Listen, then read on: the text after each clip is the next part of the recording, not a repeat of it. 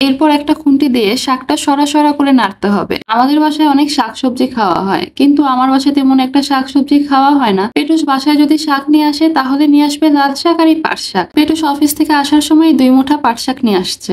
আমি এই শাক দেখে বলতেছি, এত শাক নিয়ে আসছো, এই শাকগুলো এখন বাঁচবে কে? এই পাট শাক বাছার সিস্টেমটা হচ্ছে, একটা করে শাক নিয়ে শাকের উপর শাক রেখে তারপর ছিঁড়তে হবে চিকন করে। কিছুক্ষণ এইভাবে বাছতেছিলাম, তারপর দেখলাম আর ধৈর্য কুলাবে না। যদি আমি এরকম করে একটা করে বাছতে থাকি তাহলে হইল, আর রান্না করে খাওয়া লাগবে না আজকে রাতে।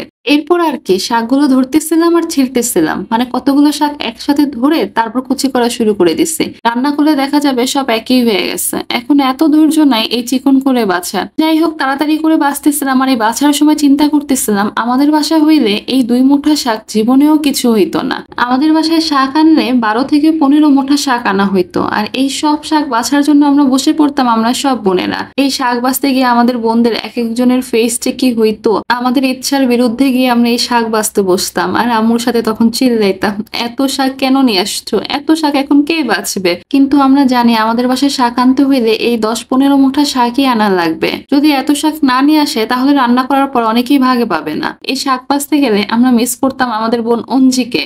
ও এত ফাস্ট শাক বাছতো, মানে ও না আসলে আমাদের মনে হইতো আমাদের শাক বাছাই শেষ হইতেছে না। অঞ্জিকে শাক বাছার জন্য বারবার বসতে বলতাম, অঞ্জি তুই বস, তুই না বসলে শাক বাছা শেষ হবে না। অঞ্জি যখনই শাক বাছতে বসতো মনে হইতো ধাপ ধুপ করে শাক বাছা হয়ে যেত, মানে ও বসার পরই শাক বাছা শেষ। যাই হোক, পাট শাকটা ভালো করে ধুয়ে নিলাম। শাকটা ধুয়ে নেওয়ার পর শাকের থেকে যে পানিগুলো ছিল এটা ঝরার জন্য একটা জালির মধ্যে দিয়ে রাখতে হবে। শাকের থেকে পানি ঝরানোটা শেষ হলে তারপর শাক রান্না শুরু করতে হবে।